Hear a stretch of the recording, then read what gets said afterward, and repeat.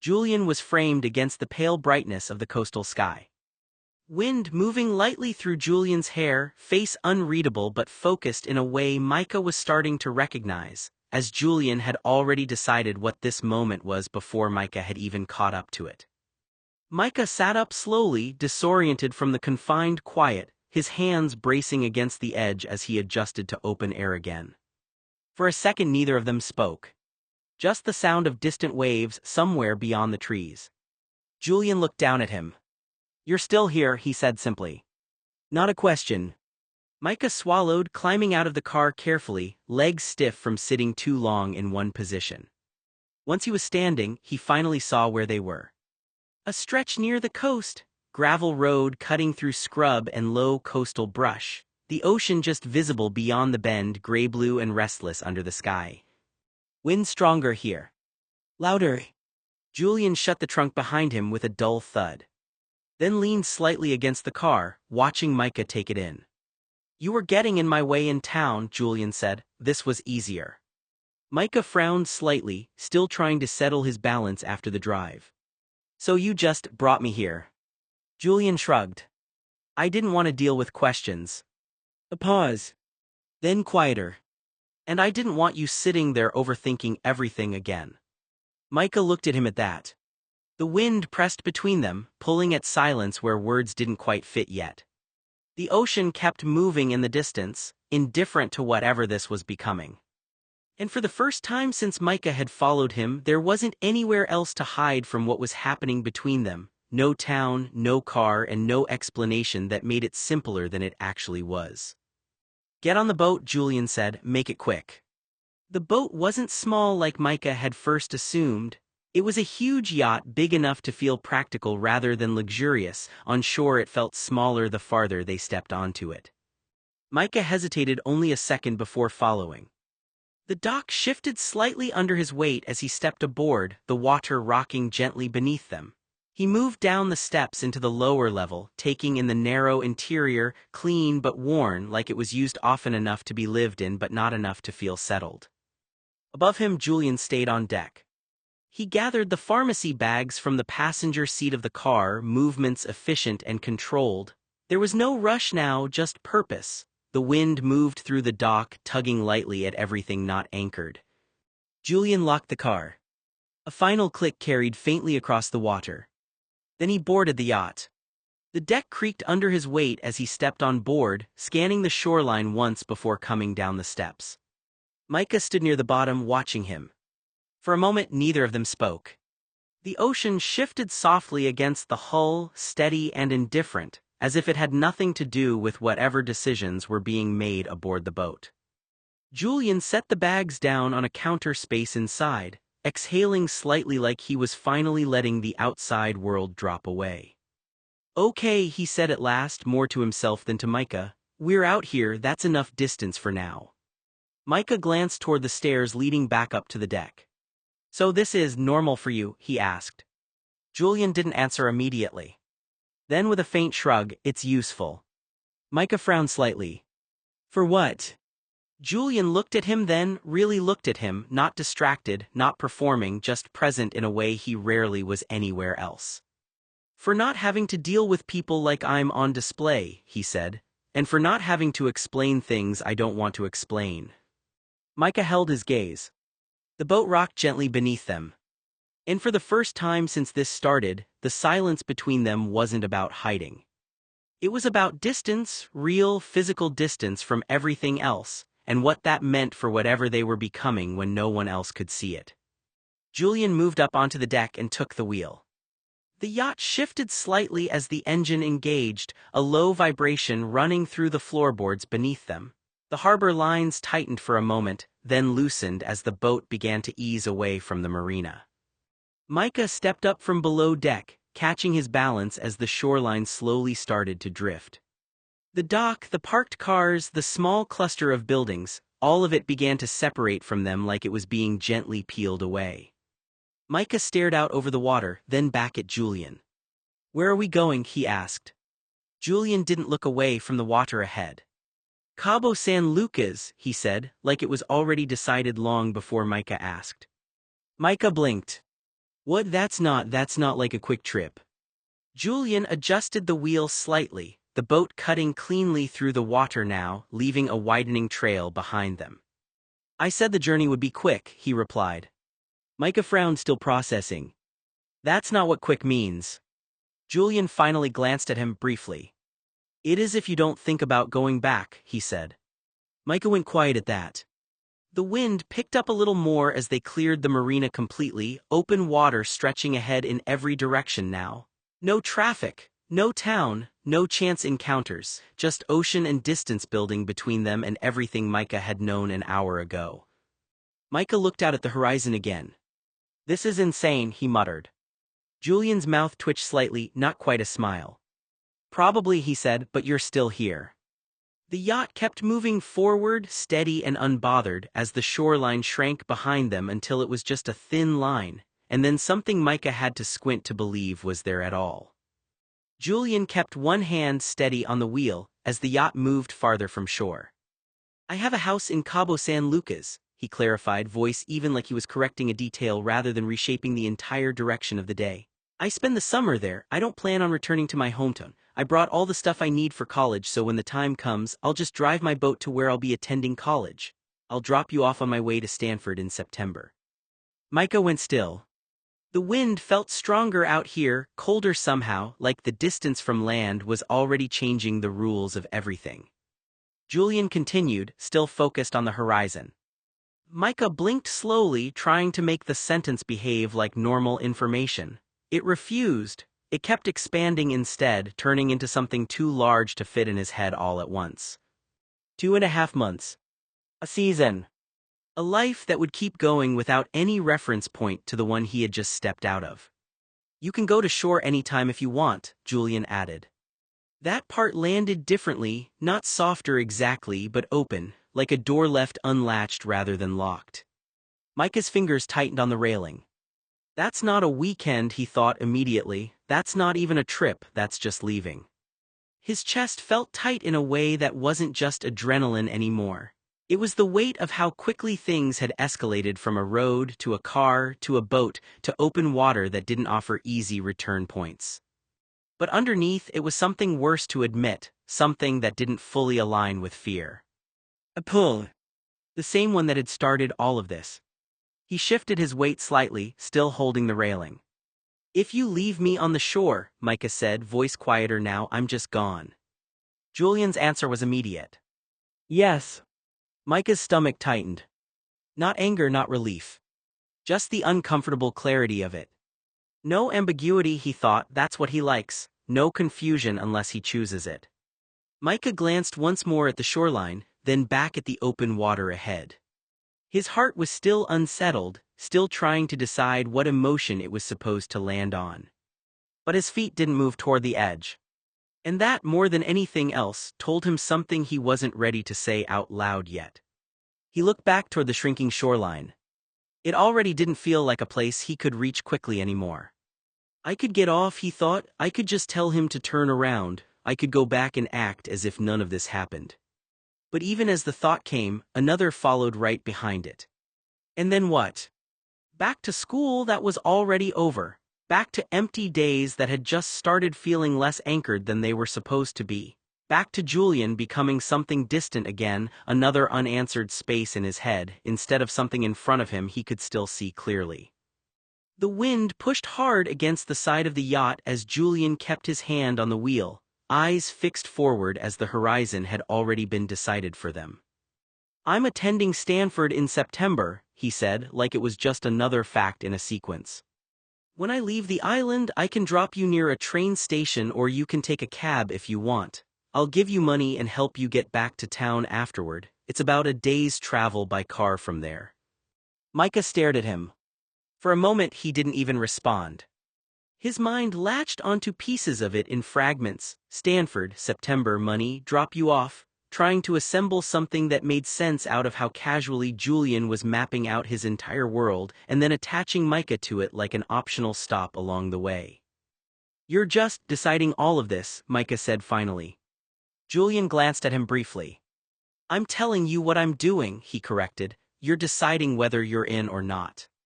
Micah's grip tightened on the railing. That's not how it feels, he thought immediately.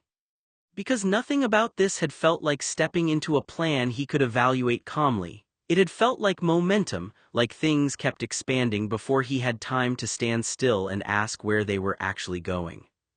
He looked out at the water again. Stanford, another state, another month, another version of him I don't understand yet. And underneath that, quieter and harder to admit. If I say no, he just leaves. Julian's voice cut through his thoughts, calmer now. I'm not asking you to disappear into anything, he said. I'm giving you options, you just have to actually choose one. Micah exhaled slowly. The boat kept moving forward. And for the first time, the question wasn't just about Julian anymore. It was about whether Micah trusted himself enough to decide what he wanted when nothing about this situation felt simple. Micah swallowed. If I stay, he said slowly, testing the words like they might change shape halfway through, can I really get off the boat anywhere if I want to go home? Julian gave a short laugh, like the question itself was almost funny. Of course, he said, I'm not going to kidnap you or anything, you're funny. Micah didn't relax. Julian kept one hand on the wheel, eyes forward on the water. I'll be docking in a few little towns on the way, he added. If you want to get off at any time or go home, you can. A pause. Then, almost like it was part of the same thought rather than a separate idea. But then I'll be pissed, because I'll be all by myself. Micah looked at him. That last part didn't sit right, even if it was said casually. It hung there a second longer than it should have, as it mattered more than Julian wanted it to. Julian shrugged slightly. I always bring a girl with me every summer, he said, like that explained the whole structure of it. Micah's chest tightened in a different way now. Not jealousy exactly. Something more uncomfortable. So that's the pattern, he thought, that's just what this is for him. A rotation, a habit, a summer arrangement that gets replaced when the season changes. Micah looked out at the water, then back at Julian. So what am I then, he wondered, immediately regretting the question forming even in his own head. Because nothing about this felt like a clear role. Nothing about Julian ever did. And yet here they were, moving farther from shore anyway, with options technically still existing, but suddenly feeling a lot more complicated than you can leave whenever you want. Julian kept his eyes on the water as the yacht cut forward, steady and unhurried. I stopped at the pharmacy on the way to the docks, he said, like he was continuing a checklist. Got you some things, I only had enough for one person, I wasn't planning on taking anyone this summer. Micah watched him, trying to piece the logic together without letting it turn into something heavier in his chest. Julian shrugged slightly. We won't have to hide or anything where we're going. Then with a short laugh that didn't fully match Micah's tone. You really don't want people to see my face, do you? Julian frowned. That's not what I said, he muttered. Julian glanced at him briefly, then looked forward again. I just don't want questions, he said. I don't want people reading into things that aren't theirs to read into. A beat passed. Then he added more bluntly. You're not from my social class, we're not from the same school, and even though we're not in high school anymore, I do have standards. That landed differently. Micah went quiet. Not because he didn't have something to say, but because for a second he needed to understand what Julian meant by it. Standards. Micah looked down at his hands, then back out at the water, where the shoreline had already thinned into something abstract and distant. In his head, thoughts started stacking too quickly to separate cleanly. So I'm something he can take with him, but not something he can be seen with. I'm fine for the boat but not for the world. I'm temporary in public, acceptable in private. He swallowed. That's what this is, Micah asked quietly. A summer where nobody sees me. Julian didn't answer immediately. The engine hummed under them. The ocean moved like it didn't care what was being defined on top of it. Finally Julian said, almost matter of fact. It's a summer where I don't have to explain myself. Micah stared at him for a long moment. And underneath the confusion, jealousy, and the strange pull that had followed Julian from the start, something else began to form in Micah's thoughts, less emotional, more clarifying. He's not hiding me because I don't matter, Micah realized. He's hiding everything that would make this real in front of other people. And that made the space between them feel both smaller and more complicated than it had been before. Julian turned the wheel slightly, correcting the yacht's course as the horizon widened into open, uninterrupted water. "This is my last breath of freedom before I go off to college," he said, almost casually, like he was nomming a weather pattern instead of a life. "Once I'm done with college, I'll probably get married and start having heirs." Micah looked at him. That sounded unreal in a different way than everything else had today, too structured, too predetermined, like Julian was talking about a script that already existed and he was just stepping into the next marked scene. Micah hesitated, then asked quietly, "Do you have any siblings?" Julian's response came immediately. "Let's not talk about my private life." "A beat." "We have nothing to do with each other's private lives," he added, still focused on the water ahead. "I'm not going to ask about yours and don't ask about mine, we're just two guys enjoying the summer." Micah's expression tightened slightly. He looked out at the ocean, then back at Julian. "Two guys enjoying the summer," he repeated in his head. It didn't match anything he had experienced so far, not the secrecy in town, not the urgency on the dock, not the way Julian framed being seen like it was something dangerous, and not the way he'd casually mapped out an entire future that had nothing to do with anything happening right now. Micah leaned lightly against the rail.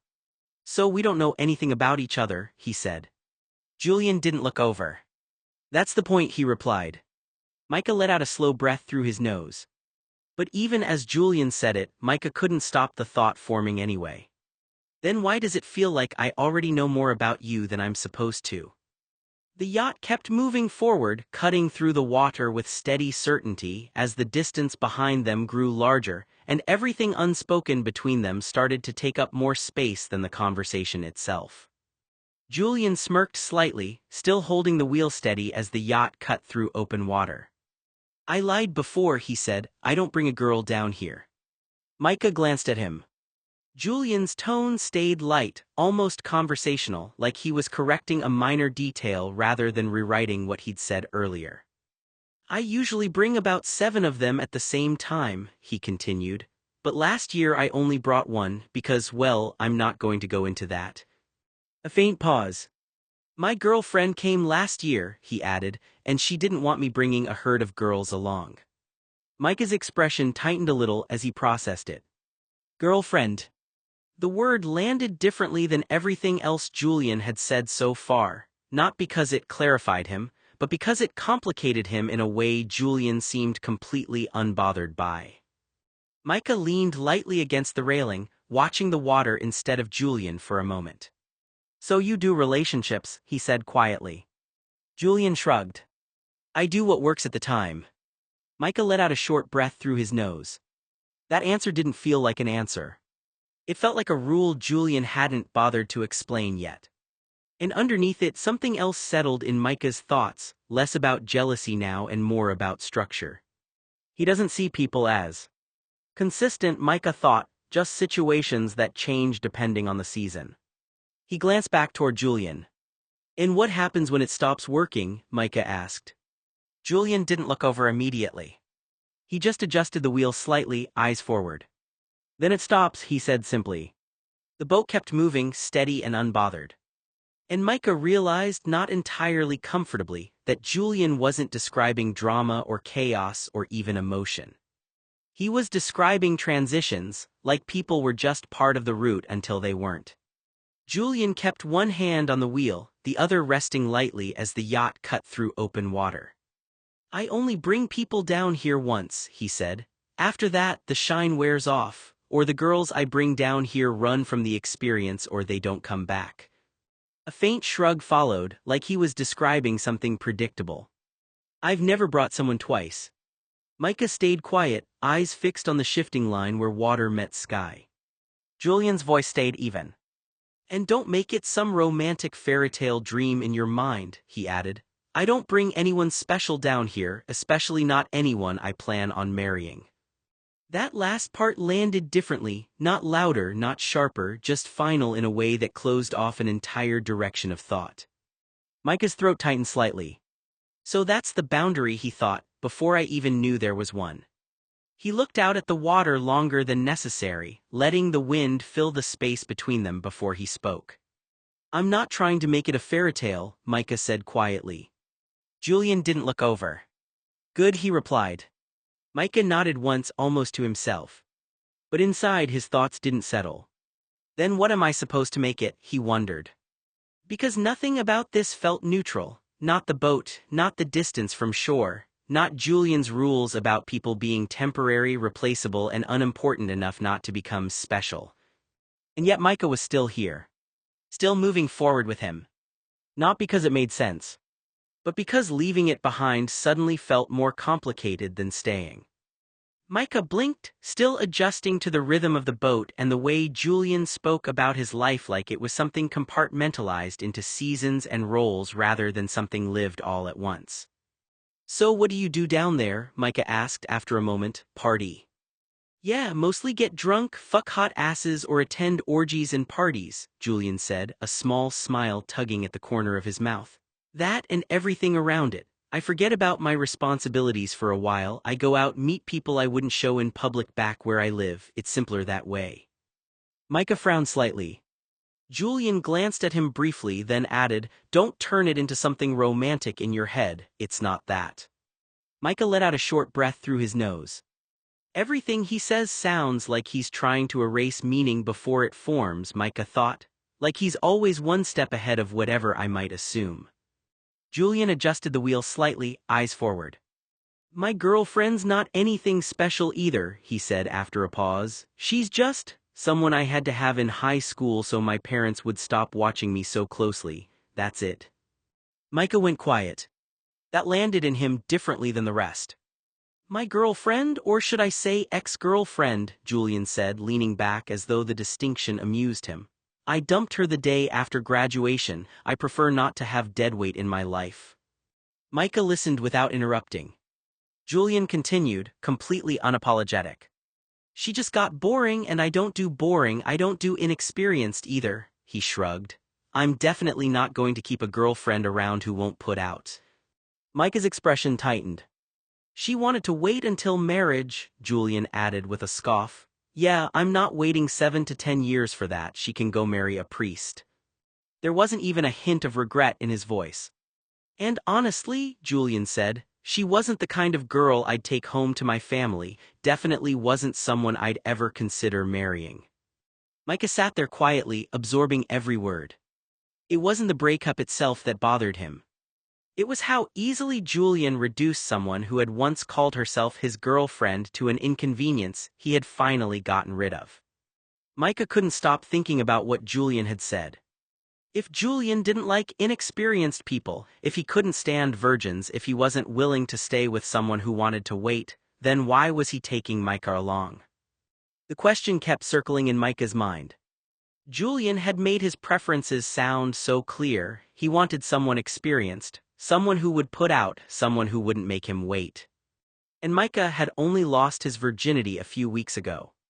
Compared with the kind of person Julian claimed to want, Micah was still painfully inexperienced. So why him?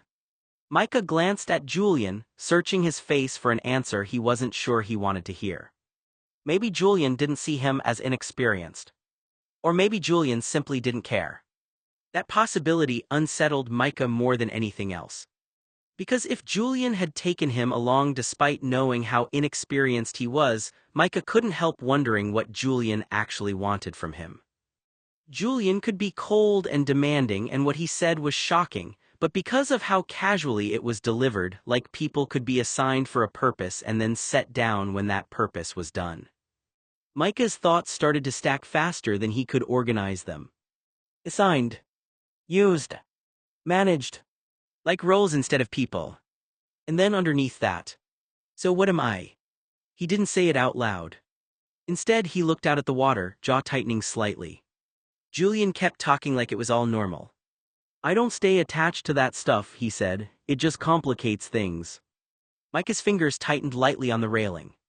"He says that like attachment is a mistake," Micah thought, "like it's something you can just decide not to do." But Micah knew himself well enough now to recognize the problem. He was already attached to the questions. Not even necessarily to Julian. just to the fact that Julian existed in a way that refused to be simple. And that was what made it harder, not easier, to look away from him now. Because every answer Julian gave didn't close anything. It just opened something else Micah hadn't thought to ask yet. Julian laughed briefly, as the thought amused him in a distant way. "I can just imagine what my parents would say if they met you," he said. "Better yet, the look on their faces if they were introduced to you as something permanent or consistent. My mother would be clutching her pearls and my father would probably have an aneurysm." He shook his head once, still watching the water ahead. "I'm not going to take you home to meet my parents, and I definitely don't want to meet yours." A pause. "We're just going on a fun retreat," he continued matter-of-factly, "because I couldn't find anyone better." Micah's grip tightened slightly on the railing. Julian went on. "And when we're done with each other, I'll put you on shore and you can go back to whatever life you can carve out for yourself. I don't want to know about your private life, your dreams, or anything personal. What I do when I'm not in my hometown is all about meeting my own desires and carnal feelings. I don't want any emotional or personal tethers, and you feel free to do the same."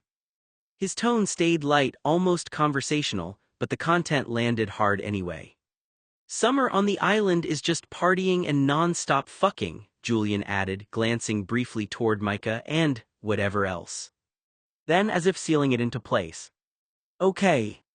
The wind filled the silence that followed. Micah didn't answer immediately. Not because he didn't have words, but because his thoughts were moving faster than he could organize into speech. So that's what this is to him, he thought, a defined box, a trip, a temporary version of me that doesn't touch anything real. He looked out at the water, letting it steady him for a moment. But inside nothing felt steady. Not anger exactly. Not even humiliation. Something more complicated, like being acknowledged just enough to be included, but not enough to matter beyond the limits of the arrangement. "He already decided what I am," Micah thought, "before I even agreed to anything." He swallowed. And then, quieter than he expected, he said, "You talk like people are replaceable." Julian didn't respond right away. Just kept steering. The boat moved forward through open water, steady and unbothered. And Micah realized that whatever he had thought this trip was becoming, Julian had already framed it as something that would end exactly the same way it began, without needing to change anything about him in the process. Julian shook his head slightly, still focused on the water ahead. "It's not meant to be insulting," he said. "I just want to be upfront about what's not going to happen." He adjusted the wheel a fraction, the yacht continuing its steady course.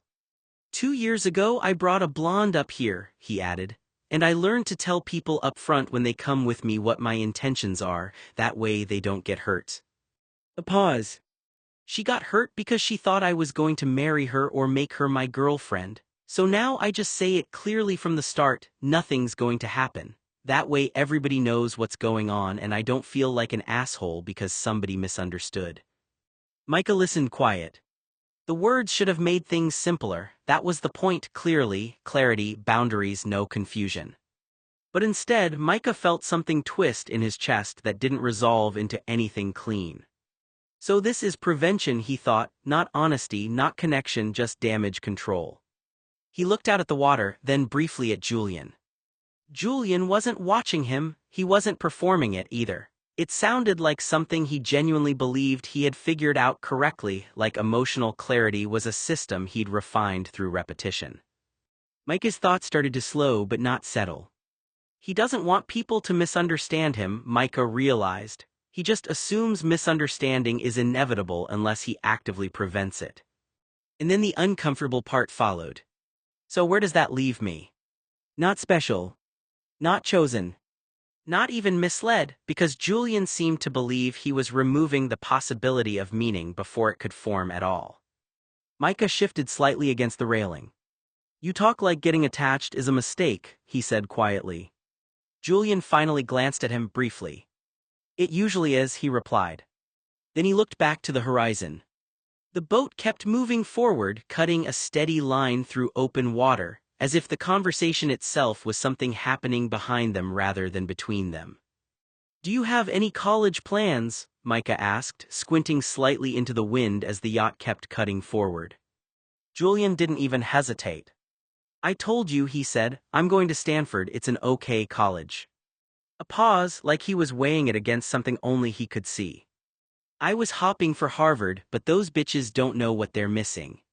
Micah let out a small breath through his nose, more disbelief than amusement. Julian kept one hand on the wheel, posture relaxed like the conversation was background noise to the actual movement of the boat. Micah leaned lightly against the railing.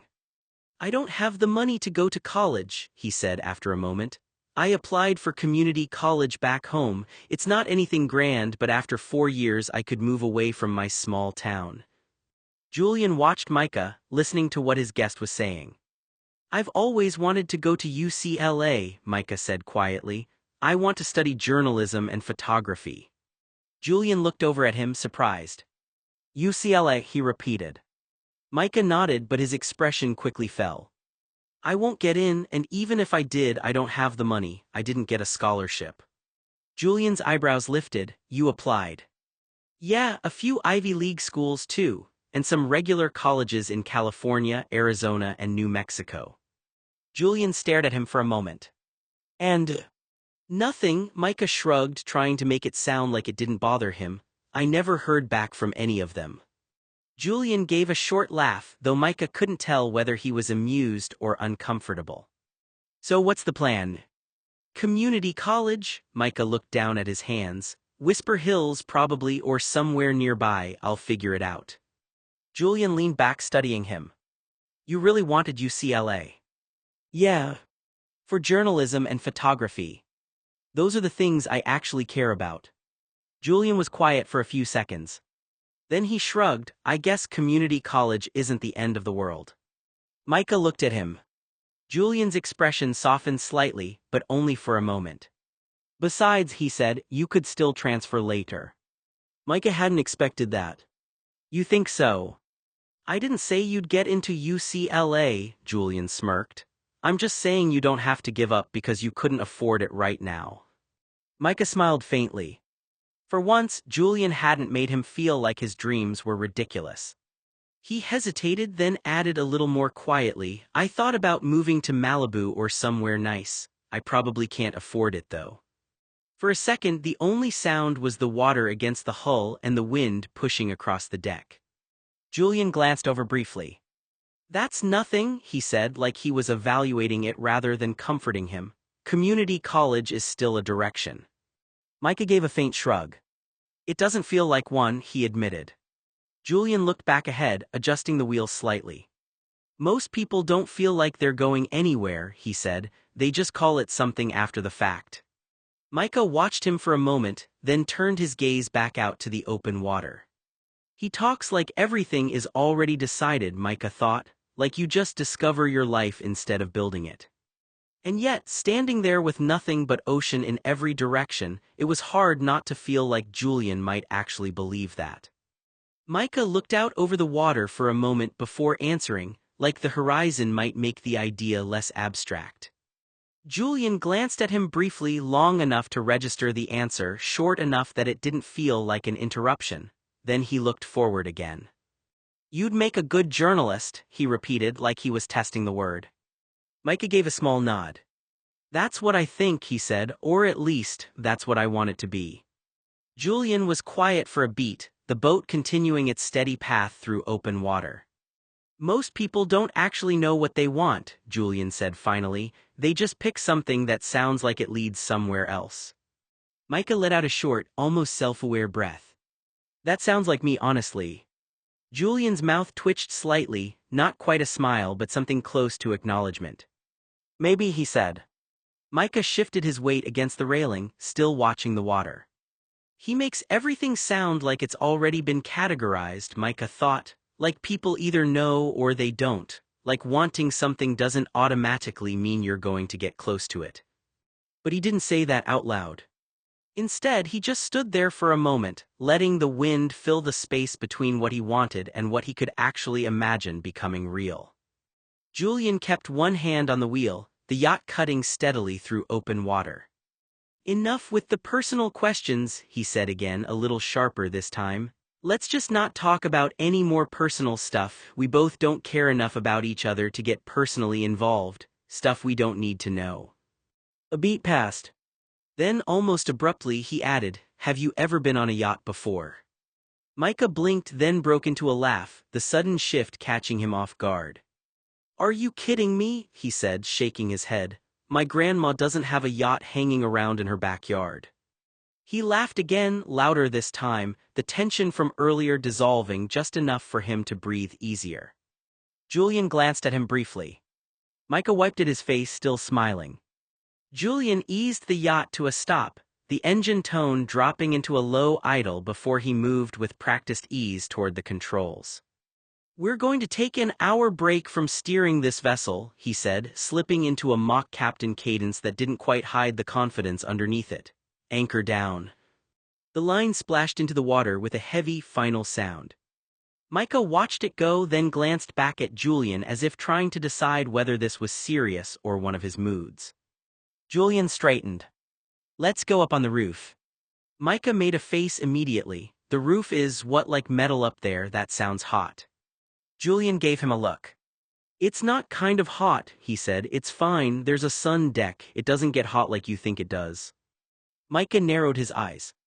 "That sounds like something people with money say right before I burn my feet." Julian let out a short laugh, already heading toward the stairs. "You'll survive," he said. "Come on." Micah hesitated for half a second, then followed, still suspicious as they climbed. When they stepped onto the upper deck, the world opened up. The air felt different up here, less enclosed, more direct. The sun hit the deck evenly, warming it but not scorching it. The surface wasn't rough metal like Micah had imagined, but clean, smooth, and built for standing barefoot without immediately regretting it. Micah paused anyway, testing the floor with one foot. "Okay," he admitted slowly, "this is actually not bad." Julian leaned lightly on the railing, looking out over the water. "I told you," he said. Micah stepped fully onto the deck, glancing around like he was still waiting for the catch. "So this is the break from steering the vessel part?" he asked. Julian nodded once. "Yeah." Micah exhaled, looking out at the ocean now stretching in every direction without movement or interruption. For a moment there was no town, no roads, no explanations waiting to be made later. Just water, wind, and distance. And Micah, despite himself, let his shoulders drop a little as the noise in his head quieted just enough to notice it. Once they reached the sunroof of Julian's yacht, Julian gave a firm command: "Lie down on your stomach." Micah obeyed, stretching out on the smooth surface. Micah and Julian have sex on sunroof of the yacht. Scene retracted, read extended version on Wattpad. "We shouldn't do it up here," Micah said quickly. "People can see us." "Nobody is around here," Julian replied, voice low and steady. "Just lay still, be quiet. Do you do Kegel exercises or something?" "No," Micah gasped. "I don't even know what that is." Julian laughed once, short and rough. Micah's face pressed flat against the sunroof, unable to see anything. Rain began to fall, cool drops hitting his back and Julian's shoulders, but Julian never paused. That was definitely worth the car ride and boat ride," Julian panted. "Clean yourself up, dinner is in 10 minutes." Julian headed down to the deck, leaving Micah lying there on the sunroof, rain falling on his exposed skin. Micah stayed flat on the sunroof for another minute, rain still tapping his bare lower back pressed against the wet surface of the floor. Below, Julian had already disappeared down the stairs. Micah followed. The lower deck opened into a bright lounge area with a long table already set. Julian stood at the counter, pulling items from the fridge and arranging them. He glanced over when Micah stepped in. "You finally made it down," Julian said, setting a platter of tacos in the middle of the table. "Pull up a chair, wash your hands." Micah moved to the sink, rinsed his hands under the warm water, then sat. The tacos smelled amazing, filled with grilled meat, onions, tomatoes, jalapenos, and cilantro. Julian took the seat across from him and started eating without another word about what had just happened upstairs. "You cooked all this?" Micah was impressed. Julian shrugged, chewing. "I cut a few veggies and added sauces to bowls. It's not difficult and didn't take much time."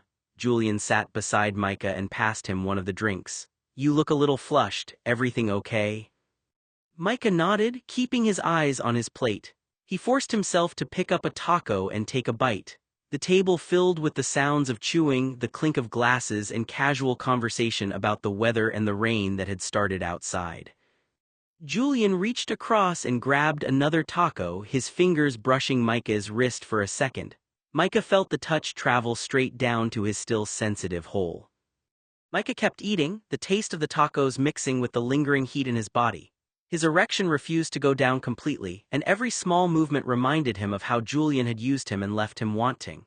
The conversation continued, the yacht rocked gently and the two of them stayed at the table, plates slowly emptying while Micah sat there hard and quiet.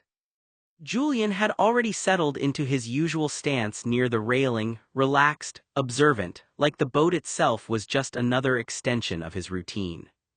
Micah leaned back slightly, eyes narrowing as he watched him. He always decides what happens next, Micah thought.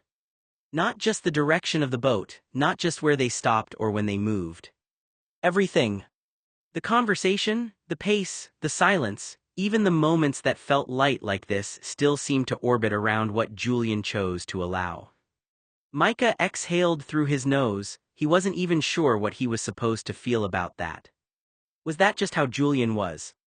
Or was it something more uneven than that? Micah glanced at him again. Julian wasn't looking back, not ignoring him exactly, just already somewhere ahead mentally, like the present moment was something he passed through rather than stayed inside.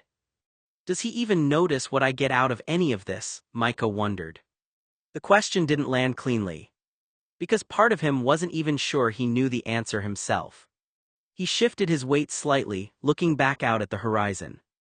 The ocean stayed unchanged, steady and indifferent while Micah tried to figure out whether what he was feeling was confusion, or just the beginning of realizing the pattern he hadn't seen clearly before.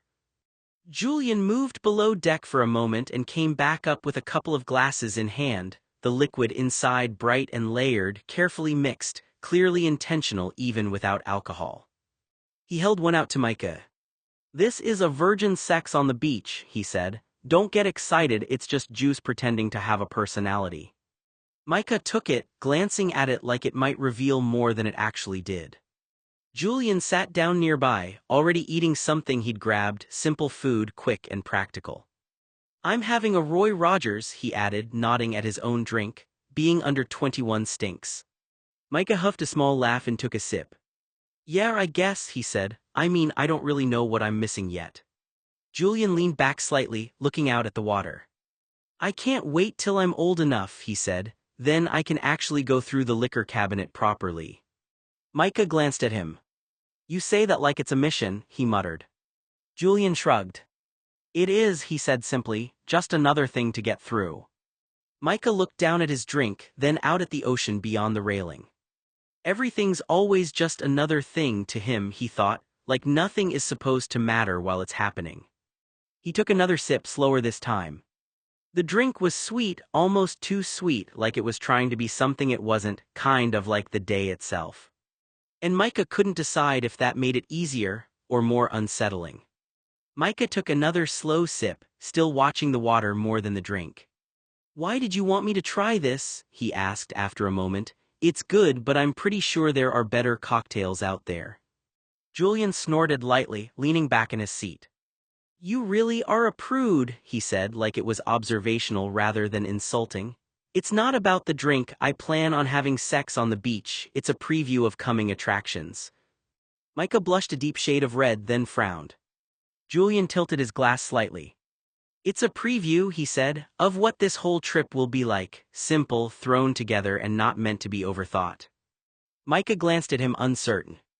Julian gave a small shrug. "Just being here," he said, not overcomplicating it. Micah looked down at his drink again, turning the glass slightly in his hand. Everything he says sounds like he's trying to keep things from becoming serious, he thought, like seriousness is the thing he's avoiding the most. He took another sip, slower now.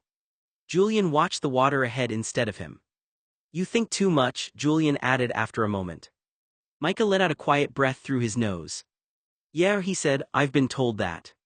A pause settled between them again, less sharp than before but still layered. The yacht rocked gently beneath them, the sun reflecting off the water in long shifting lines as Micah tried to decide whether Julian was genuinely simplifying things, or just refusing to name what he didn't want to deal with. Around 10 o'clock at night, the yacht had settled into a slower rhythm. The wind outside had softened, the water now dark and glassy under scattered light from the boat's interior. Somewhere near the grill, Julian was eating a small dessert, casual and unbothered, like the entire day had simply stretched itself into evening without resistance. Micah lingered near the edge of the seating area, glancing around as the reality of staying overnight finally settled in. "So, where are you sleeping?" he asked. For a second he hesitated before adding more quietly, "I figured we'd just share a bed or something." Julian didn't even look up from what he was doing. "You'll be in the cabin too, I'll be in cabin 1. Micah blinked. "Oh," he said. Julian finally glanced over briefly, then went back to his dessert. The answer was so matter-of-fact it left no room for argument, explanation, or reinterpretation. Micah stood there a moment longer, absorbing it. "So that's just it," Micah thought. He looked toward the hallway leading below deck, then back at Julian. The assumption he'd carried earlier, quiet, unspoken, never really examined, didn't match the structure Julian had already decided on. And for some reason, that made Micah more aware of how little he actually understood about any of this than he'd realized before. He nodded once. "Okay," he said simply. Then turned toward the cabins, letting the thought settle in slowly. "Whatever this is, it has rules he already knows, and I'm still learning them as they happen." Micah's cabin had a shower, a tub, a bedroom, and a closet. It was like its own little hotel suite, and he didn't have to share. Micah didn't take a shower that night but climbed into bed and turned off the lights. The sheets against Micah's skin were expensive and smooth.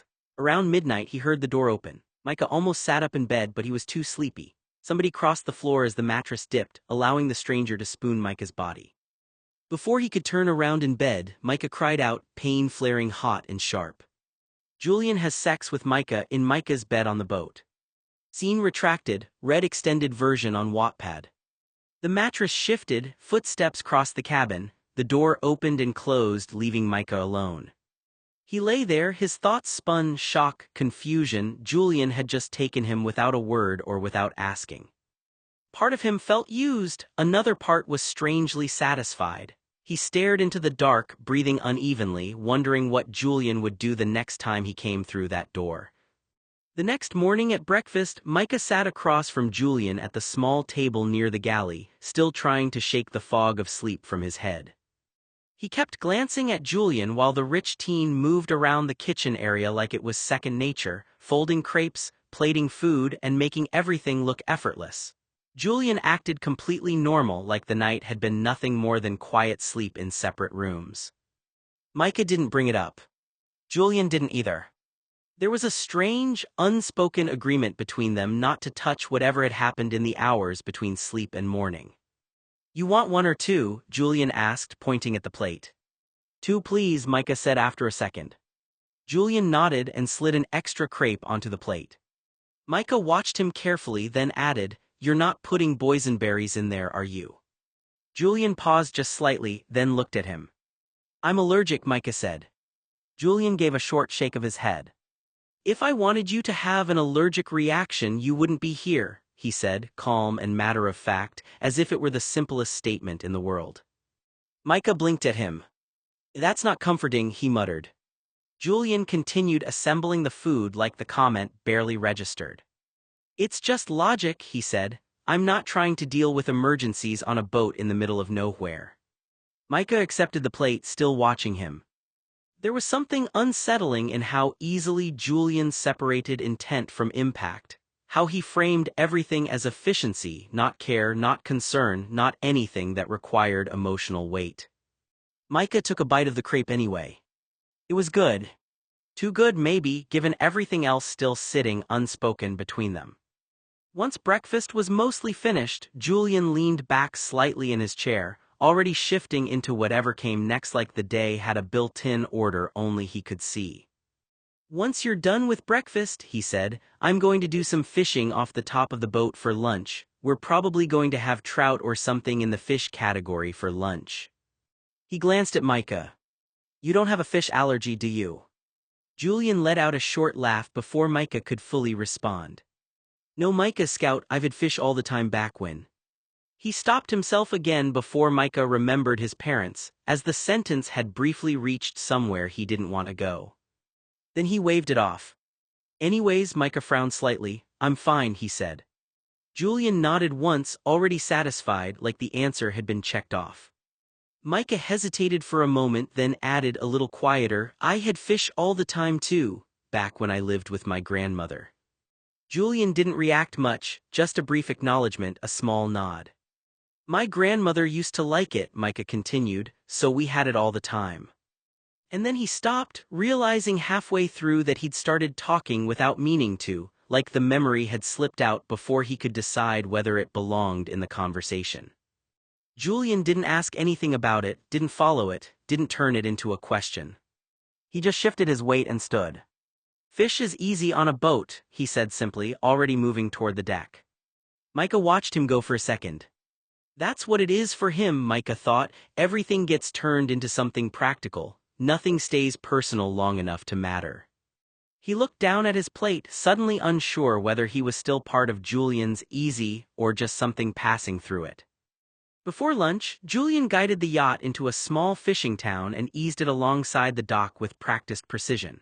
The engine lowered into a quiet idle, and the shift from open water to land felt immediate. Seagulls, distant voices, and the creak of wood against hull replacing the endless motion of the sea.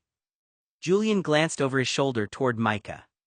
"I'm going into town for a bit to buy some spices, fruit, vegetables, and beverages," he said casually, like it was part of the plan all along. "While I'm gone, don't touch anything on this boat." He paused, then added more sharply, "Seriously, don't mess with anything." Micah raised an eyebrow. "I wasn't planning on it." Julian studied him for a second longer than necessary, as if confirming that answer held. "Good," he said finally. He grabbed a light jacket and headed toward the dock, stepping off the yacht without hesitation, already moving as the town belonged to him in some temporary, unspoken way. Micah stayed on deck, watching him disappear into the crowd of the small harbor. For a moment, everything felt unusually still. The boat rocked gently under his feet, tied off and waiting. Micah exhaled slowly, glancing around the deck. He doesn't trust me with anything, he thought, not even sitting still. And yet, he hadn't exactly been given a choice to be anywhere else. While Julian was on shore, Micah stood on the deck as the yacht rocked gently against the dock, watching where Julian had disappeared 1 hour ago into the small town. The harbor was busy in a quiet, ordinary way, people moving crates, fishing nets being hauled, distant voices drifting over water. It should have felt normal. Instead, Micah felt a tight pressure building in his chest that he couldn't quite name at first. Of course he went off alone, he thought. Of course he didn't even hesitate to fuck a girl. He leaned his elbows on the railing, eyes fixed on the gap where Julian had disappeared. There was something about the way Julian moved through places like this, like every stop was just another option, another distraction, or a moment that didn't need to mean anything beyond itself. Micah swallowed. He treats everything like it's temporary, he thought, people, places, me. That last part landed heavier than he expected. Not because Julian had said it. Because he hadn't had to. Micah straightened slightly, shifting his weight as the boat creaked beneath him. The dock, the town, the open water behind him, it all felt like it existed in a different rhythm than whatever Julian was doing inland. And Micah realized, not comfortably, that he didn't actually know where he fit in any of it. Not on the boat. Not in Julian's plans. Not even in the moments where Julian was physically gone. Just waiting in between. It was 1:30 in the afternoon when Julian returned, stepping back onto the yacht from the dock with the same calm ease he always seemed to carry, but something about his stride was slightly off, like he was just a bit stiff or distracted. "I picked up some seasoning and stuff for our fish lunch," he said, as if nothing about the last 2 hours needed explaining. Micah was still sitting on the deck where he'd been for most of the wait, hunger making everything feel a little sharper and slower at the same time. He'd watched the harbor shift, the light change, and the small town carry on without him while Julian was gone. Julian didn't pause or ask anything, he just moved past Micah and headed below deck. "Lunch will be in 10 minutes, he called over his shoulder. Then he disappeared into the kitchen area. Micah stayed seated for a moment longer, watching the spot where Julian had gone. He just leaves and comes back like time doesn't matter, Micah thought, like I'm just supposed to pause until he decides to start things again. His stomach tightened again, reminding him he hadn't eaten anything substantial in hours. But it wasn't just hunger anymore, it was the feeling of being left in a kind of stillness that didn't belong to him. Micah leaned back on his hands and looked out at the water. The boat rocked gently beneath him, steady and indifferent, as if nothing about the day had been unusual at all. Lunch turned out to be far more elaborate than Micah expected. The smell drifted up from below deck before Julian even called him down, rich, warm, layered with citrus and herbs that didn't belong on something made in a small yacht kitchen. When Micah came into the galley, Julian was already in motion. Trout, salmon, and shrimp were laid out with a kind of practiced precision, like he wasn't just cooking but assembling something he already knew the end result of. Lemon had been squeezed over the fish earlier, and now it rested in a shallow marinade while Julian moved between pans and cutting board without hesitation. He worked fast, too efficiently for someone just making lunch. Greens were trimmed and tossed aside neatly. Potatoes were sliced and dropped into a pan, sizzling as oil hit heat. A hint of seasoning followed, then something slightly unexpected, maple syrup added carefully, not enough to overwhelm, just enough to change the edges of the flavor. Micah stood nearby, watching more than speaking. Julian didn't look up. He just said, "Sit down." A few minutes later, he plated everything with almost annoying precision. Fish lay cleanly across the plate, asparagus and greens arranged beside it, potatoes stacked in a way that looked deliberate rather than casual. A small drizzle of sauce finished it off. Julian set a plate in front of Micah first. "Delicately prepared fish, asparagus, greens, and potatoes," he said flatly like he was reading a label, "and some interesting sauce." Then he set his own down and finally sat. Micah looked at the plate, then at him. "You just know how to do this?" he asked. Julian shrugged slightly. "You learn things when you're on boats enough," he said, "and when you don't want to rely on anyone else." Micah hesitated, then picked up his fork. The food was good, better than good, actually, balanced in a way that felt intentional, like every part had been considered before it ever hit the plate. Micah glanced up again. Julian was already eating like this was routine, not effort. And Micah found himself thinking, not for the first time, that Julian didn't just control where the boat went. He controlled the space around him the same way, quietly, efficiently, like everything in his world was something he'd already learned to prepare on his own. "It's delicious," Micah said after a bite, clearly impressed despite himself. "You should go to culinary school." Julian gave a small shake of his head, without looking up from his plate. "My father wouldn't allow it," he said. "I just do it in my spare time." Micah paused a little at that, but Julian was already continuing like it was nothing unusual. "I've been perfecting eggs Benedict and lamb chops during the last semester of school," he added. "Haven't quite got them right yet, but we're getting there." He took another bite, then continued, almost casually. "Cooking is all about having passion, understanding dynamics, and consistency in preparation." Julian stopped mid-thought, let out a short breath through his nose, and leaned back slightly. "God, I sound like a culinary teacher." A small, quick laugh slipped out as he set his fork down. Micah watched him for a second, then looked back at his own plate. "He says that like everything he's good at is just practice," Micah thought, "like talent doesn't matter, just repetition and control." He glanced up again. Julian was already eating again, calm and focused, like the moment of self-awareness had passed as quickly as it came. And Micah realized something he couldn't quite name yet. Julian didn't just avoid emotion in people. He avoided letting anything he did become more than what it is, too. Micah hesitated for only a moment before blurting it out. "Are you bisexual?" Julian immediately choked on his asparagus, coughing once into his napkin as he set his fork down a little too fast. He stared at Micah as the question had physically interrupted his meal. "What did I tell you about asking personal questions during your voyage?" Julian said, still recovering his breath. Micah lifted a shoulder, unfazed but clearly curious. "I was just wondering, you seem like you're attracted to boys and girls. It's fine, I've met a few bisexual people. Not in our small town, obviously, but when I used to go on vacation, Italy mostly, you meet all kinds of interesting people." Julian leaned back in his chair, exhaling slowly through his nose. "That's not the point," he said. "The point is you don't get to start categorizing me like I'm part of some discussion you had on holiday." Micah frowned slightly. "I'm not categorizing you, I'm asking." Julian gave him a look, flat, controlled but clearly annoyed. "You're not asking," he corrected. "You're interpreting and then checking if you're right." Micah opened his mouth, then closed it again, thinking. Julian picked up his fork but didn't eat immediately. "There are things people keep private," he added, "not because they're mysterious, because they're not relevant to a boat trip." Micah leaned back slightly, processing that. Everything with him turns into a boundary, he thought, even simple questions. Still, he didn't look away. "I'm not trying to make it a big thing," Micah said more quietly. "It just seems obvious you don't fit into simple labels." Julian finally took another bite, slower this time. "Good," he said, "then don't assign me one." Micah let out a short breath, a little sharper than he intended. "Sorry if I'm a bother sometimes," he said, rubbing the back of his neck.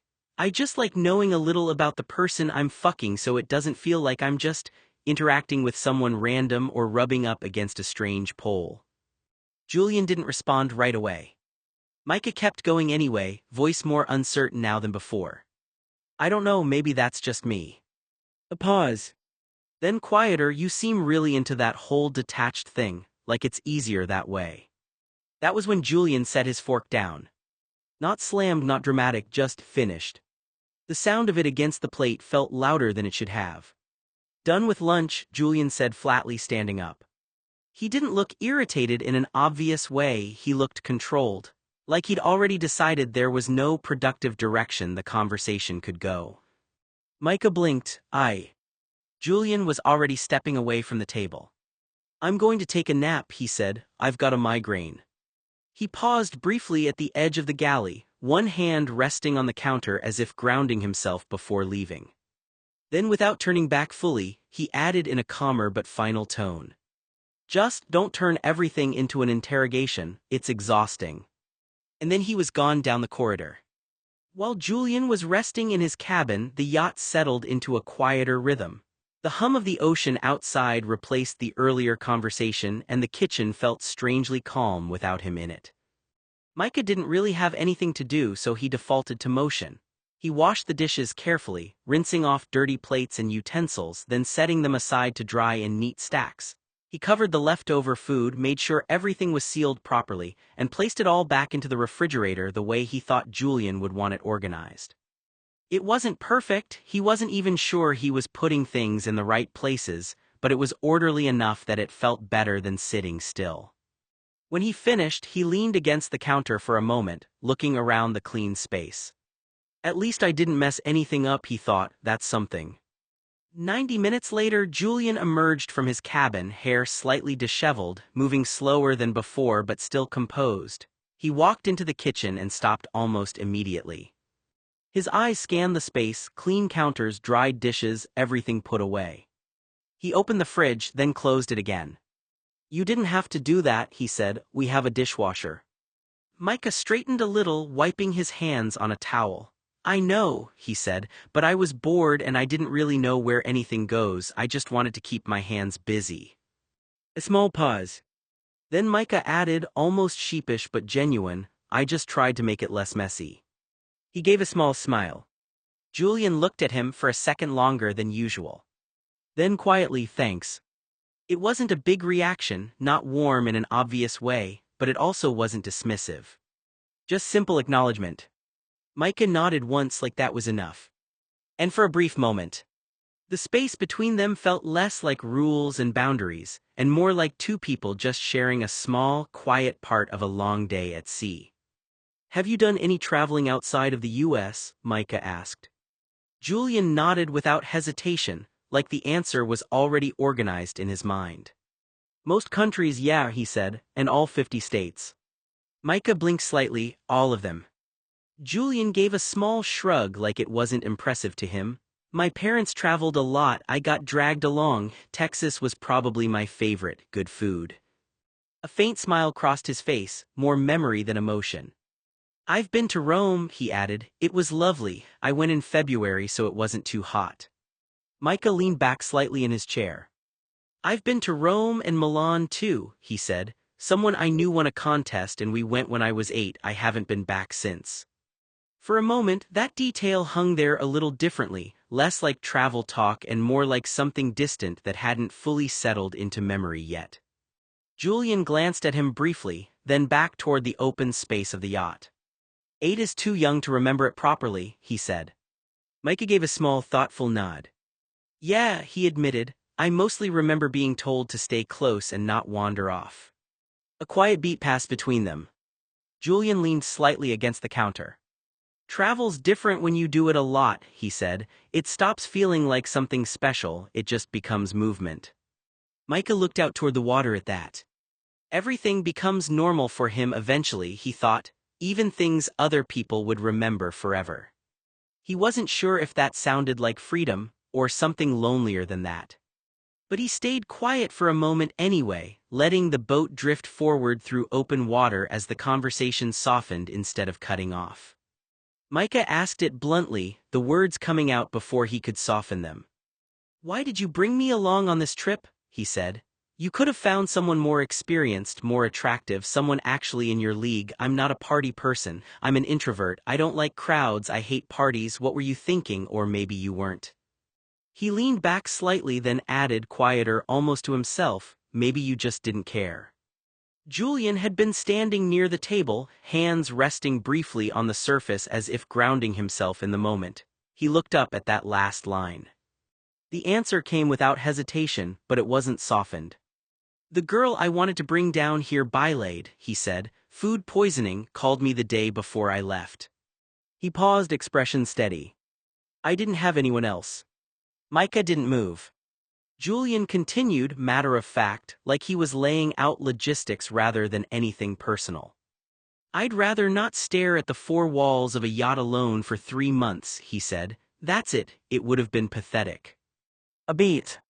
You weren't my first choice, he added, okay. The honesty landed bluntly in the quiet space between them. But then Julian's tone shifted just slightly, not warmer, not apologetic, just firmer. But that doesn't mean you shouldn't be here. Micah looked at him for a long moment, trying to find some angle in it that made it easier to swallow. So I'm here because I was available, he thought, not because I mattered more than anyone else, just because I didn't say no. Julian straightened, releasing the edge of the table. That's the truth, he said simply, you asked. The yacht creaked softly as it moved, indifferent to the conversation unfolding inside it. Micah's mouth stayed slightly open for a second, like he was still trying to decide how to process what he'd just heard. So I'm a consolation prize, he said finally, letting out a short, disbelieving laugh. Wow, I'm really glad to know I rank like that. Julian didn't react immediately. He just watched him, expression steady, almost too steady, like he was choosing each word before it existed. Micah shook his head. I don't get that, he muttered. I don't understand you saying it like it's normal. Julian exhaled slowly through his nose. It's not an insult, he said, it's context. Micah looked at him sharply, that doesn't make it better. Julian leaned back a little, hands briefly off the counter now. Sometimes the best things happen when you don't plan them, he said, that's all I meant. Micah let out a humorless laugh, yeah, I'm sure that's what you meant. Julian's gaze stayed on him, unflinching. I didn't have other plans, he continued, more direct now, and I thought you might as well come instead of me doing this alone, that's it. A pause. Then, as if deciding he should be even more honest, whether it helped or not, he added, and yes, I did think it might be good for you too. Micah's expression tightened slightly at that. Julian didn't stop. Not pity in a cruel way, he clarified, just, you don't seem like someone with a packed summer schedule, and this is better than sitting wherever you would have been sitting otherwise. That landed harder than he intended it to, even in the way he said it. Micah stared at him, jaw working slightly. "So you saw me," Micah said slowly, "and decided I needed rescuing from my boring life." Julian didn't deny it right away. He just held his gaze for a beat too long. "I saw someone who could either stay where they were," he said finally, "or go somewhere else for a while." A small silence followed. The ocean outside stayed steady, the yacht moving forward as if none of the conversation had weighed enough to slow it down. Micah's composure finally broke. "Oh, fuck you," he said sharply. "I don't need your charity, I don't need your pity, I don't need you acting as if you picked me up off the street like I should be grateful for it." His voice echoed slightly in the enclosed space of the yacht, louder than anything he'd said since boarding. Julian didn't flinch. In fact, he laughed. It wasn't loud, more like a short, amused exhale, like Micah had confirmed something he already believed. "Relax," Julian said, "you don't need to take it so personally." Micah stepped forward a half pace. "That's the problem," he snapped. "You don't take anything seriously, you just talk like people are options and everything is a convenience to you." Julian tilted his head slightly, studying him like this was just another reaction he'd seen before. "I'm not insulting you," he said calmly, "I'm being honest." "That's not honesty," Micah shot back, "that's arrogance." Julian's expression barely changed. "You think I'm wrong?" he asked. Micah opened his mouth, then closed it again for a second, breathing hard through his nose. The silence between them tightened. Julian leaned back slightly, unfazed. "I didn't force you to come," he said, "and I'm not forcing you to stay." That line landed differently. Not as a threat. As a fact. Micah stood there, chest rising and falling, anger still burning, but now tangled with something more complicated underneath it that he didn't have words for yet. And Julian just watched him like he was waiting to see what he would do next. Julian let out a short laugh again, like he was more entertained than offended. "Then stop reacting like one," he said calmly. "You're the one turning everything into a moral crisis." Micah stepped forward slightly.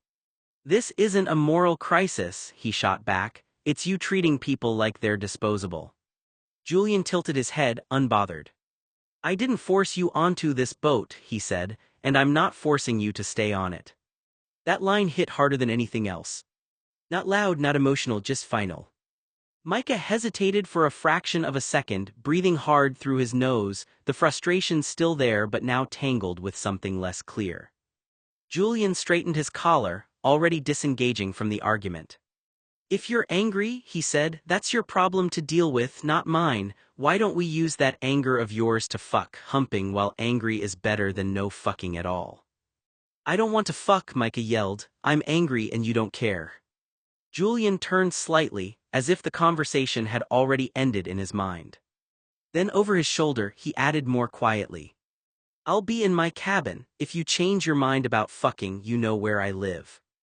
And he walked away, leaving Micah standing in the middle of the yacht with nothing but the sound of the water and his own thoughts filling the space where the argument had been. Micah went back to his cabin and shut the door harder than he meant to. The sound carried down the hall anyway, sharp, final, probably loud enough for Julian to hear. He stood there for a second, breathing fast, staring at the closed door like it had done something to him.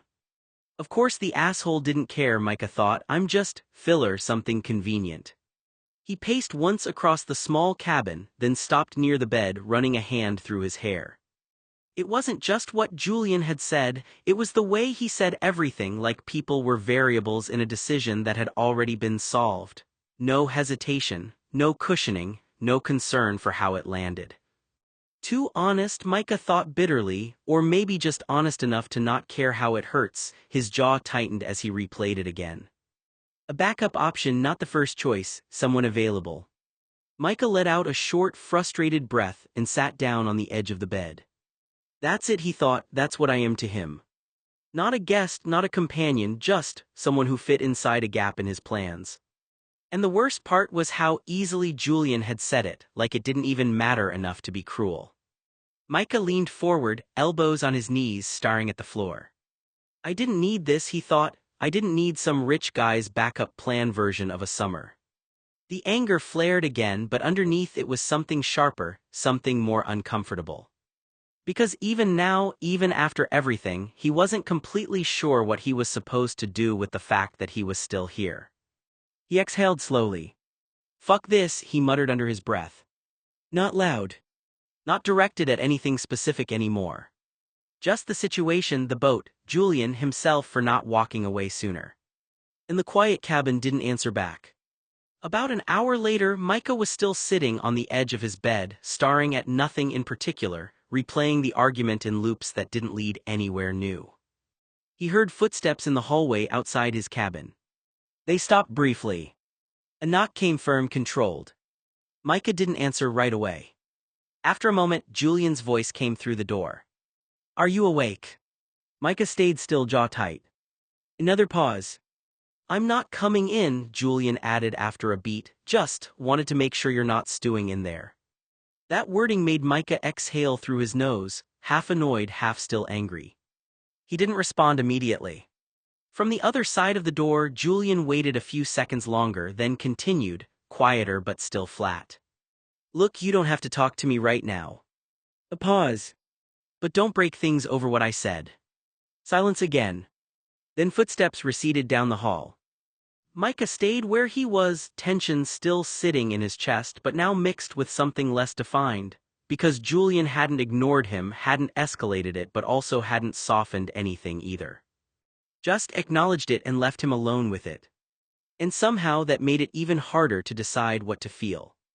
Micah eventually came out of his cabin for dinner, the earlier tension still sitting somewhere in the back of his mind but muted by hunger and time. When he reached the kitchen, Julian was already working at the counter, assembling sandwiches with the same focused efficiency he used for everything else on the boat. "Do you want banana peppers?" Julian asked without looking up. "Sure," Micah said. "Foot-long or 6-inch?" Julian added, reaching for bread. "Foot-long," Micah replied after a beat. Julian nodded once, continuing like it was routine. He layered ingredients carefully, meat, cheese, vegetables, seasoning, building the sandwich with a kind of quiet precision that made it look almost deliberate rather than casual. Micah stood nearby, watching him work. It was strange how quickly Julian shifted back into normal. No lingering argument, no visible frustration, just movement and function. Julian finished assembling the sandwich and almost as an afterthought stuck a small decorative umbrella into the top of it, as if it belonged there. "Presentation matters," he said flatly. Micah let out a small breath through his nose, almost a laugh but not quite. They both sat down at the table.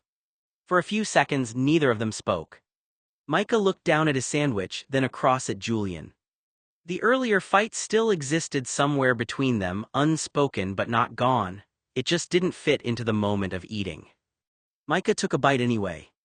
And Julian, already halfway into his own sandwich, acted like that was the only thing that mattered right now. Dinner passed mostly in silence. The only steady sounds were chewing, the soft clink of utensils, and the distant rhythm of water pressing against the yacht's hull.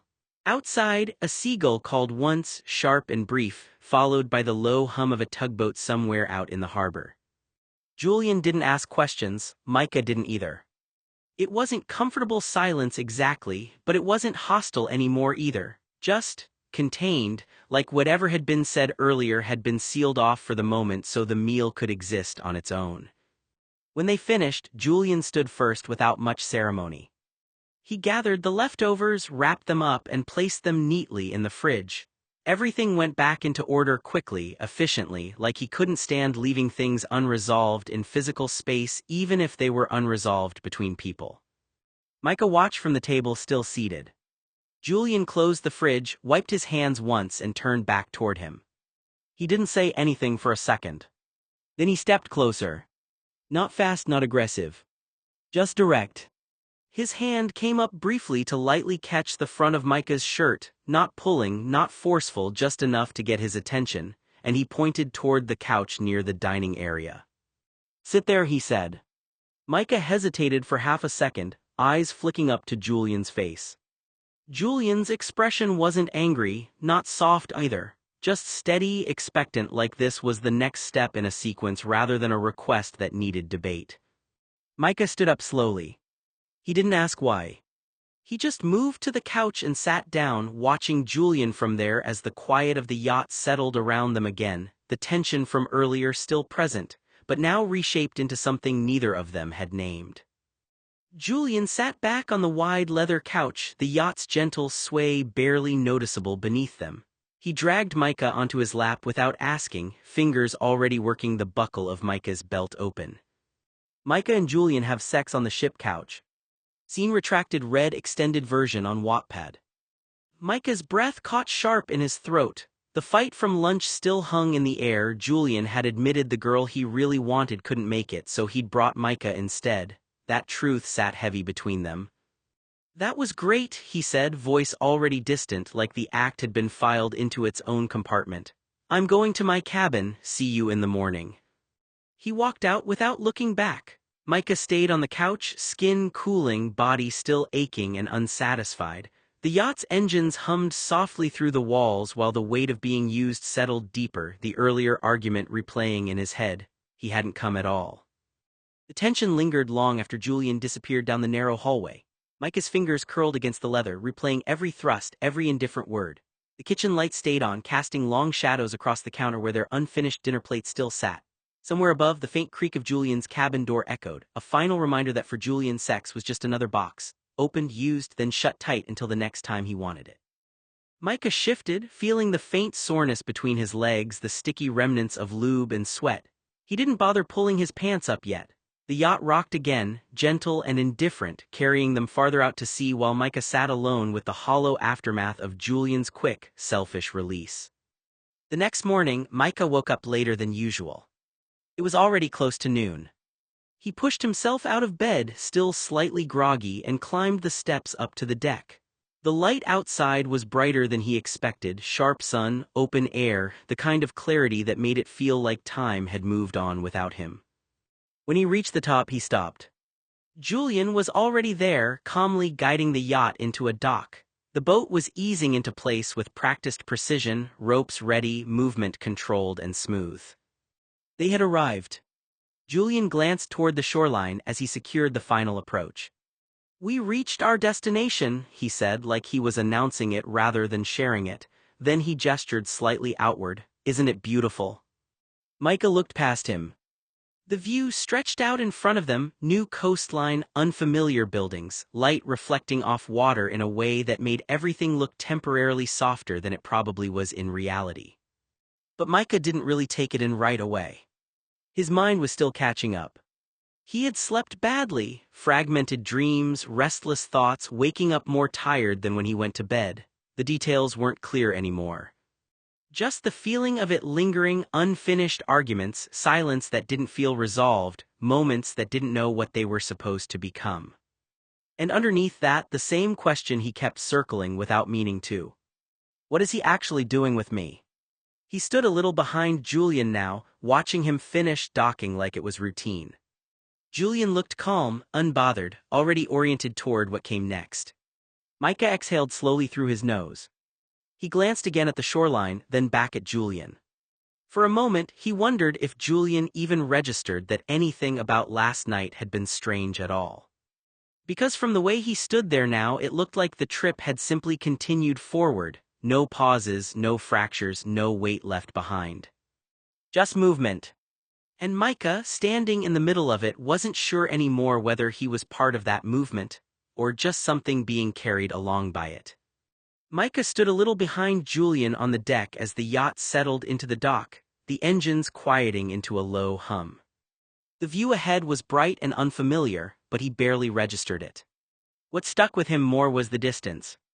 Not physical, Julian was right there, but the way last night seemed to have been wiped clean from Julian's side of things, like the argument hadn't left a mark, like the silence afterward hadn't meant anything at all.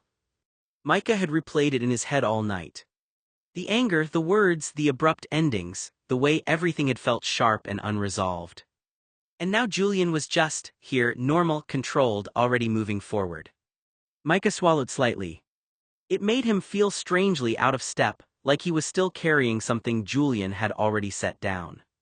Does he even remember it the same way I do, he thought. Julian finished securing the boat and glanced toward the shoreline again. "We're here," he said simply, like that was the only transition that mattered. Micah hesitated. He had expected something, acknowledgement, awkwardness, even just a hint that yesterday had existed in the same emotional space for both of them. But Julian's calmness didn't leave room for that. It wasn't warmth. It wasn't an apology. It was just continuation. Micah leaned lightly on the railing, watching him. "It's like nothing sticks," he thought, "like I'm the only one who keeps carrying things after they're done." The thought landed heavier than he expected. Because it wasn't just about the argument anymore. It was about everything: how quickly Julian could reset, how easily moments seemed to dissolve for him while they stayed intact for Micah. And standing there in the morning light, Micah couldn't tell if that was control, detachment, or something even harder to define. Only that he didn't seem to be on the same timeline as Julian at all. After Julian had fully docked the yacht and secured the anchor beneath the surface, he moved with his usual efficiency, checking lines, locking down what needed to be locked, and finally turning back toward Micah. "Get off the boat," he said simply. Micah followed without argument, stepping onto the dock with a brief glance back at the yacht as if it might feel different now that it had stopped moving. It didn't. A taxi was already waiting nearby. They got in.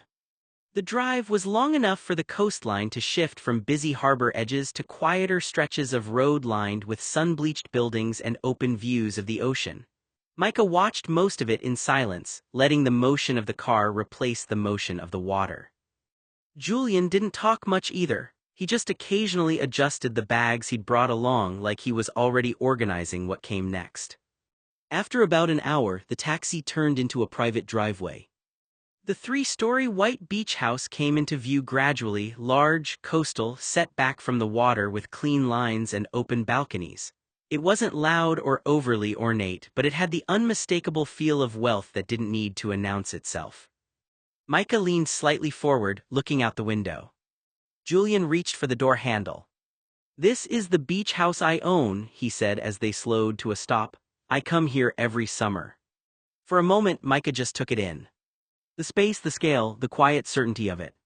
He stepped out of the cab behind Julian, still processing the shift from yacht to land, from movement to something far more permanent looking. Julian grabbed the bags from the trunk, as if this transition was just another scheduled step in a routine he'd done many times before. Micah stood on the driveway, looking at the house again. So this is normal for him, he thought. Not special. Not impressive. Just where summer happened. And somehow that made it feel even further away from anything Micah had ever known. Julian closed the cab door and gestured toward the house like it was already settled. "There's a party tonight," he said. "I'm throwing it in the back pool area. Food, people, starts at 8. He adjusted one of the bags in his hand. "You don't have to come if you don't want to," he added, like it was an afterthought rather than an invitation. "But it'll be there in the back of the house by the patio." Micah glanced toward the house, then back at him. Julian continued, already shifting into motion again. "I've got to make a few calls," he said. "You won't see me for an hour or two." He pointed lightly toward the front door. "Go inside." Micah hesitated for only a second before stepping forward. The inside of the house felt even quieter than the outside: cooler air, long hallways, open spaces that made sound feel smaller. Everything was clean in a way that suggested it wasn't lived in constantly, just maintained for return visits. Micah walked slowly through the entryway, taking it in for the first time. Of course there's a party, he thought. Julian didn't just have a house, he had a house that activated other people. He paused near the hallway, listening faintly as Julian's footsteps moved away behind him, already splitting off into whatever world of calls and arrangements he had waiting. Micah exhaled through his nose and looked deeper into the house. It didn't feel like home. It didn't feel like vacation either. It felt like a place designed for people to pass through, just like everything else Julian brought him into for a few months. And for the first time since they left the yacht, Micah wondered what version of himself was expected to show up here at 8 o'clock. Micah fell asleep not long after lying down, more from exhaustion than intention.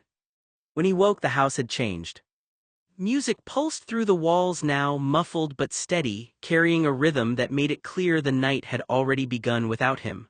Light flickered across the ceiling from outside, shifting in time with the sound.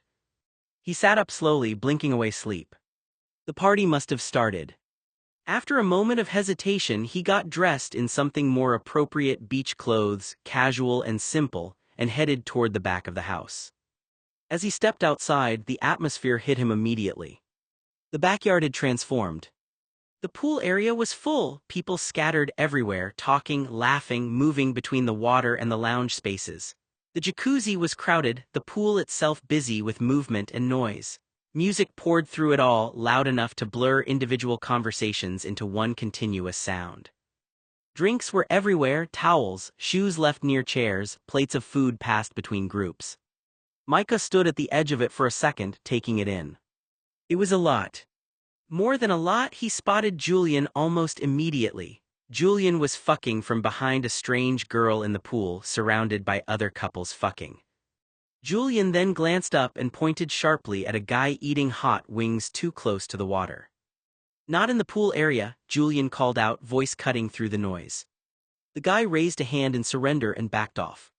Micah stayed near the edge of the crowd, watching. People brushed past him, laughing, talking, completely absorbed in the energy of the place. And Micah realized, standing there, that this wasn't just a party. It was Julian's environment. Not chaotic to him. Not overwhelming. Just another system he was in control of, like the yacht, the house, and everything else Micah had stepped into without ever quite being given the rulebook. Micah hesitated, then took a small step forward into the crowd. Not sure yet where he fit in it. But no longer outside of it either. Micah stood frozen at the edge of the pool, water lapping at the tiles. Julian lay back on the submerged ledge, head tipped. Micah and Julian have sex with women in the pool. Scene retracted, read extended version on Wattpad. The entire cabana party had turned into one sprawling orgy. One man with a plate of chicken wings noticed Micah and pointed with greasy fingers. "Hey. You want a girl? Plenty here, pick one and get on her."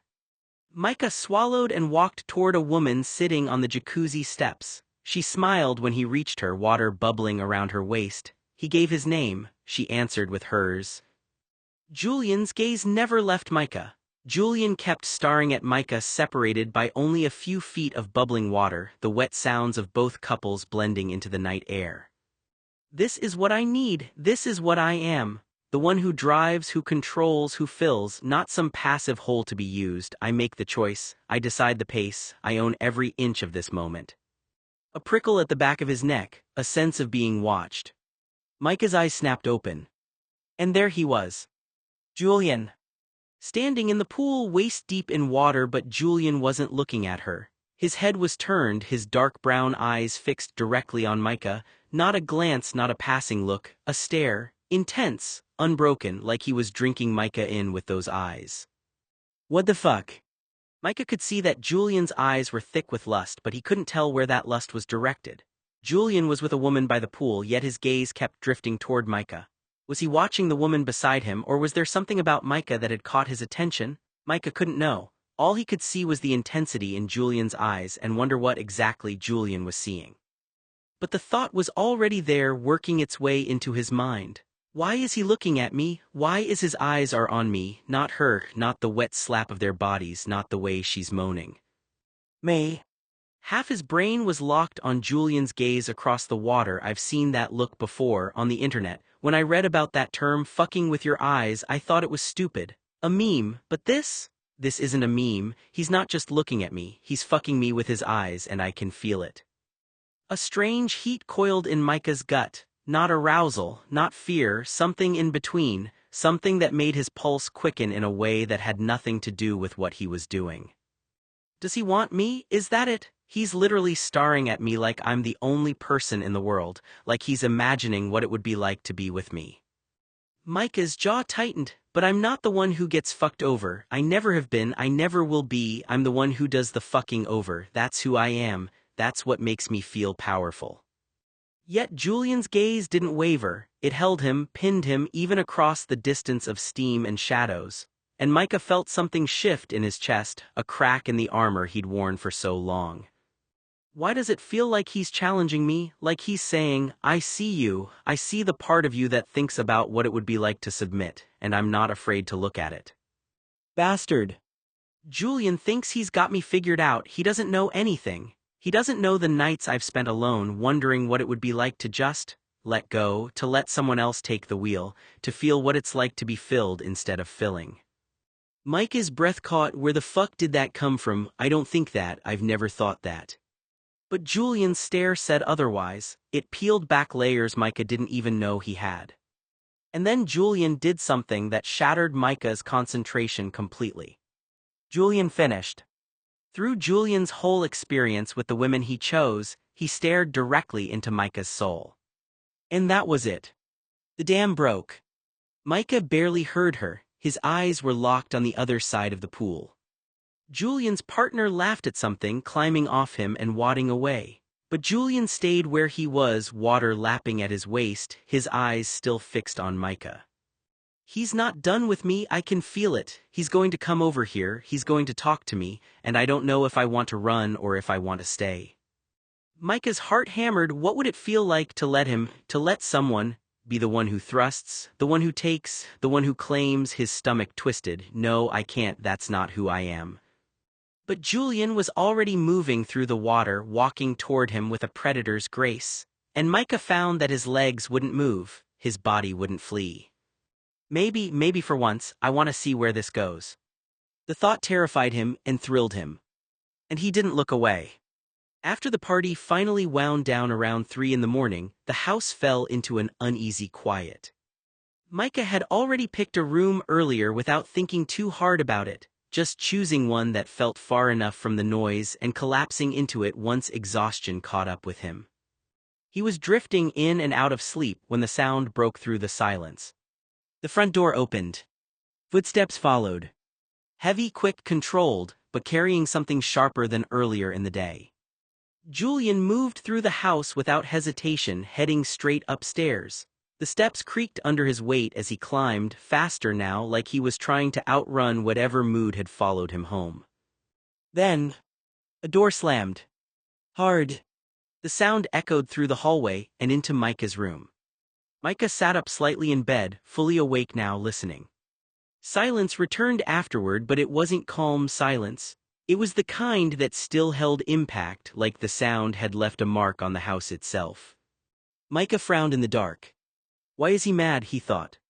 The party had looked like it went fine. People laughing, music, energy, Julian moving through it like he always did, in control. Micah had even thought briefly that this was what Julian wanted, what he was good at. So what had changed?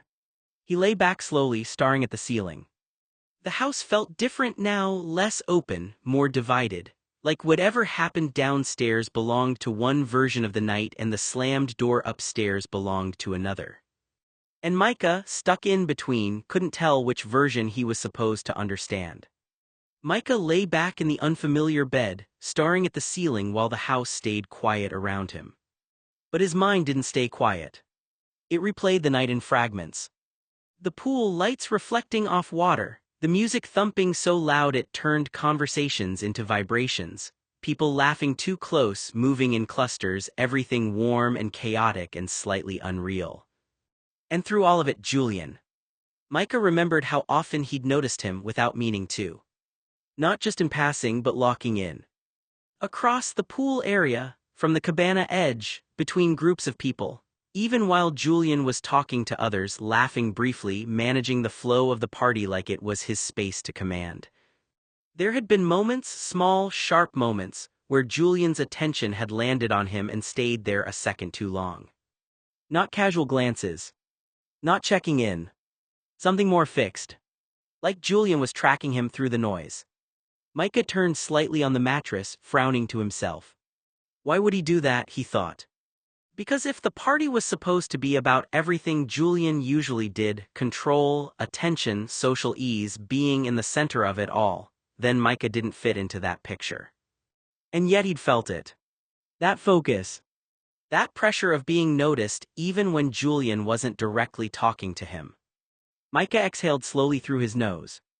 He tried to rationalize it. Maybe Julian was just keeping tabs on him, making sure he didn't wander off, or didn't get overwhelmed, or didn't embarrass himself in front of people Julian actually cared about impressing. That made sense. It was clean, simple, unemotional. But it didn't fully explain the intensity of it. Because it hadn't felt like supervision. It had felt like awareness. Like Julian couldn't fully stop checking where he was in the room. Micah stared at the ceiling again, more unsettled now. And then there was the other part, the part he didn't want to linger on too long. Julian had looked angry when he came back. Not at the party. Not at the people. At something else. Something Micah hadn't been able to identify in real time. What changed, he thought again. Because from Micah's perspective, nothing had happened that should have shifted the mood like that. The party had gone on, people had laughed, everything had kept moving like normal. And yet Julian had come back like something had gone wrong. Micah turned onto his side, pulling the blanket up slightly. He didn't understand it. Not the starring. Not the shift. Not the slammed door upstairs that still echoed faintly in his memory. And the more he tried to make it fit into something logical, the more it refused to settle into place. So he stayed there in the dark, stuck with the same thought looping over and over. Why is he angry? And why does it feel like I'm supposed to know? About 20 minutes later, Micah heard footsteps again in the hallway. Slower this time, softer, deliberate. A woman's voice followed briefly, light laughter fading as she moved upstairs. Then a door opened. Then closed. Micah lay still in bed, staring at the ceiling. He didn't need context. The house itself provided enough movement, timing, the pattern of how people drifted through it after a night like that. And something in him clicked into a conclusion before he even tried to stop it. Julian wasn't alone. Micah exhaled slowly through his nose, turning his head slightly into the pillow. Of course, he thought it should have been predictable, obvious, consistent with everything Julian had said from the beginning about people, about detachment, about how nothing here was supposed to mean more than what it was. And yet, Micah felt something tighten anyway. Not anger this time. Something heavier and quieter. He stared at the dark ceiling again. Earlier, Julian had looked at him like that, too often, too intensely, too deliberately for it to feel random. But now Micah understood what he'd been missing. It wasn't attention in the way he'd assumed. It was nothing deeper than attention at all. Just another in a night full of people. Micah rolled onto his side, pulling the blue duvet blanket up a little higher.